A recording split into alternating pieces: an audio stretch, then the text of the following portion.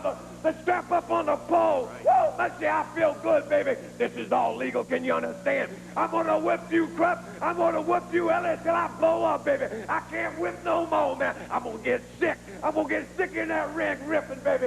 Whoa, that's it. Right there, baby. This is it. This is where it's at, baby. I feel good. Tuesday night.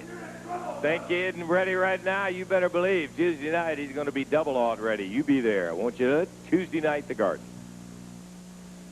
I think it comes as no big surprise to anybody who's been around professional wrestling for any length of time to say that Sputnik Monroe is controversial. Oh, yeah. As a matter of fact. But, well, you know, it was brought in here, and I thought a very, very wise move when Tojo Yamamoto and Jerry Jarrett were going against the Blonde Bombers with Danny Davis out there, going to neutralize a little action. Sputnik had some comments to make, and you got to hear what he had to say. Let's listen to Sputnik. Ask me what the problem is. Let me tell you what the problem is, ignorance. Jerry Jarrett, this little pencil-neck, peach-faced puke, called me and asked me to do him a favor, so I did a favor. Now, I beat these guys that they, you know, it takes a fine mind and a fine body and perfect coordination to be a great athlete. Well, they evidently got fine bodies, no brains.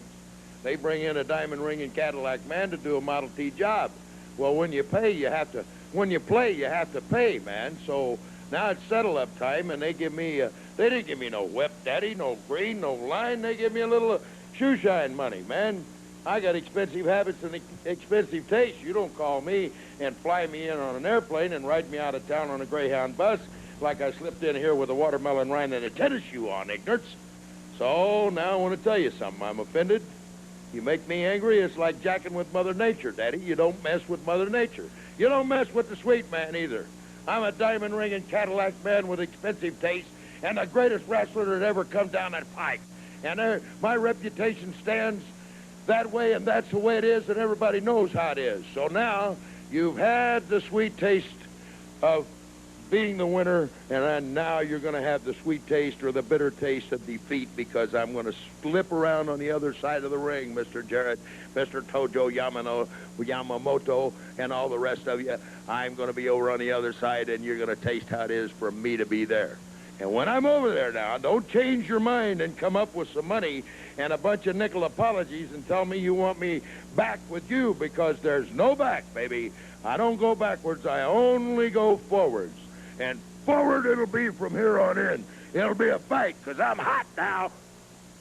Hear the sweet man as he gets down on it, and that's what Sputnik did. He's gone over and joined up with the Manchurian and said, hey, I can take this team and make them into the world's greatest tag team as long as they got that fine mind of Sputnik Monroe. Well, there's two sides to a story, and Tojo Yamamoto and Jerry Jarrett, I think, had at least an explanation you certainly ought to listen to. Let's take a listen. Lance, I appreciate the opportunity for Tojo and I to get to tell our side of the story of the problem with Tojo and myself and Sputnik Monroe. What actually took place was that we did call Sputnik Monroe to come in and help us with our match against Ferris, Latham, and Davis. Tojo and I had been unsuccessful because Davis was interfering. Sputnik came in for us, and he did a good job. He did everything that a manager should do when the other manager's interfering. We were successful, and we won the match. Tojo and I share the gate after that match. I made $500, and Tojo made $500.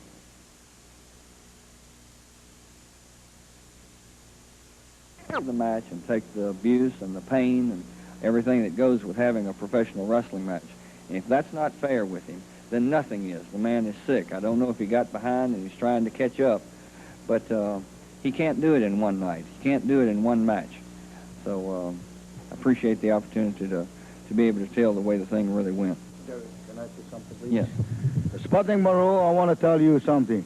I tell you something. You got a little overpaid, and I tell you should be lucky. If it was for me, you wouldn't get paid that much. Sputnik, I want to tell you something. I don't want you threatening me and my protege. You said you're going over the fence. Okay, you can go over the fence. I tell you what, if you want to invite me in the ring anytime, you're ready. I tell you what, you want to threaten me and my protege, I tell you what, I'll invite you anytime. You just come in the ring, you sick man. There you have a little family feud going on, but I think it's important that we got both sides of it right there, and of course I think you have a little better understanding of it. Now, we're ready for action, David. All right, it's going to be a one-fall 15-minute time limit match. Introducing from Arkansas at 220 pounds, David Oswald. And going against him from Memphis, Tennessee at 218 pounds, Jerry Bryant. This match one fall, 15-minute time limit. Referee Jerry Calhoun. Okay, the referee saying let's get it ready to get on, and bell time tells us we are, in fact, going that way. Jerry Bryant, with a little more experience, goes around behind. Beautiful takedown on Oswald. Bryant has always been that jewel. It has not quite gotten to it, and we've always had great admiration for Jerry in there. Tremendous young wrestler. The guy he's going against, who just got caught and taken over on that hip toss, David Oswald, a youngster who has really only had, just a matter of months, in terms of professional wrestling. He's aggressive. We have made the statement before, and I will still stand by it. I think sometimes he has taken the shortcut, which unfortunately there are guys who do, and he can wrestle. He doesn't need to do that. He needs to spend the time to develop it, but there is an example of it right there, and the referee is on him. He takes Bryant right down by the hair, but Jerry Bryant, you'll watch him, you'll see. Fine athlete. He goes straight ahead at him and takes David, but he's pushed back into the rope. Been looking forward to this match. Neither one of these guys will back up from a tank. They're both aggressive. They'll go against the toughest opposition. Well, here's another one of those times. Back on the rope with Bryant. Whoa! Man, he busted Jerry right then. Tell you what, Oswald came in here to further his reputation by handling a guy like Bryant, but he's not going to find that an easy task by any means. Nobody ever has.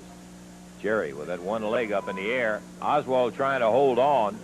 Bryant, beautiful. Suplexed him out of that side headlock. Jerry Bryant picks him right up, staying on top, in the air, body slam, pounds him down. Goes for a cover one. Now, I don't think he was ready. Oswald, no pushover in that respect. Whip into the rope. Bryant again. Backdrop, and Oswald lands hard right in that lower back. Jerry doesn't make it any easier by taking him over the shoulder, but at the count of one, Oswald was kicking. Referee Jerry Calhoun down quick, put the shoulders up in the air, and there will be no count. Side headlock on the mat. Jerry Bryant hanging in there as this is a one-fall 15-minute. We're 2.5 minutes into action right at this point. Jerry Bryant trying to hang on, but Oswald rolls him back. Whoa, he may have had the tights. We couldn't really see from this side in there. Jerry Bryant, I think, was confirming. Now he's got a straight pin. He had a one. Well, maybe he had the other hand. Maybe we read it wrong. You've got a little better shot right there on the camera angle than we do to see. Couldn't really see about Oswald. Bryant hanging and Oswald trying to pry his way out.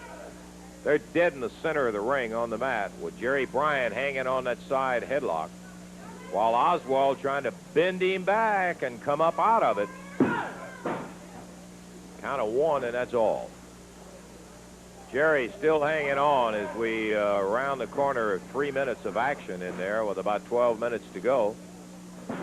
Standing side headlock, Bryant and David Oswald. Championship wrestling action in the ring right now. And at this point, it has been a relatively even match, while Bryant may have had the best of the advantages. And on the break, a knee goes to the midsection, and Oswald never quite broke it clean. He came right back on and starts the double chop on Jerry Bryant. Oswald, this time with no forearm, busts him with the right hand, and the referee warns him. Slams Bryant into the turnbuckle. Comes in with a double chop. David Oswald trying to even things up here. Pops Bryant in and buries his shoulder at him. Referee saying, open him up. Stop using the fist. Jerry Bryant coming back. He got him with a forearm. Coming up on 4.5 minutes in, a whip to the ropes, and Bryant, beautiful. Seemed hesitating, fire Dave one, but he can't make it stick. Thought he might have him. He got him with a super drop kick.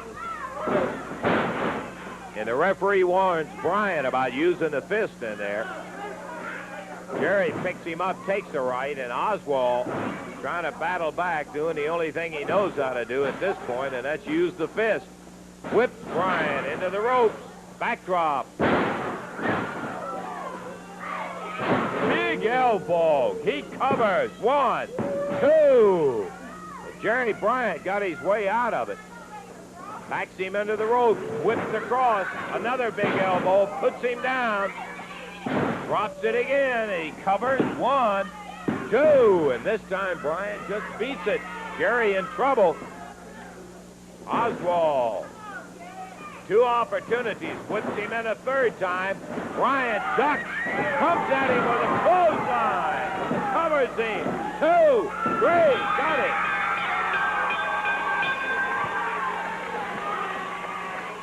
Whoa, he knocked both feet right out from under him.